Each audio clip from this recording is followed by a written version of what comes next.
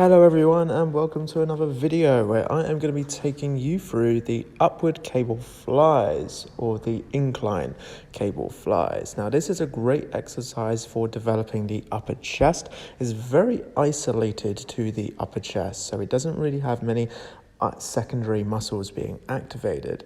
So with this particular exercise, we'll start from the lower body, how you're doing it. So you want to have one leg in front of the other, generally a meter apart. You want to be putting more weight and pressure into that front leg. So generally the back leg is nice and relaxed. With your upper body, you want to be leaning forward slightly, tensing up your stomach, engaging your core, and pulling your shoulders back, squeezing your lats together to maintain appropriate posture.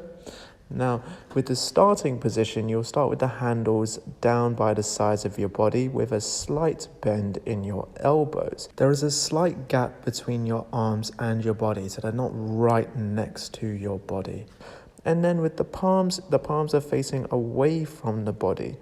You're slowly going to raise the handles up to shoulder height, bring the handles in towards each other, so the sides of the hands are basically touching one another.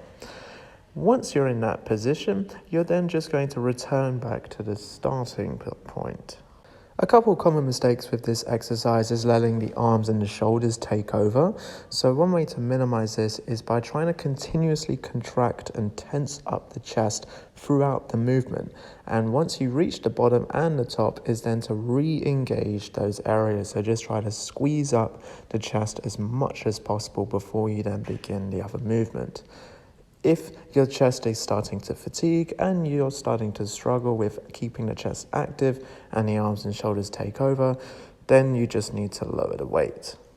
Another common mistake is with the range of motion. Now, you don't need to lower the handles as far back as you can, okay? You really just, at the very most, want to be lowering the handles back down so the elbow is in line with the shoulder, pointing directly down at the ground. Any further than that, it is just too much tension in the shoulders and no extra tension in the chest. The next common mistake is to do with your posture. So particularly in the upright position, it's fairly common for individuals to have a more than natural Nordic curve in the lower back. So just too much of an arch.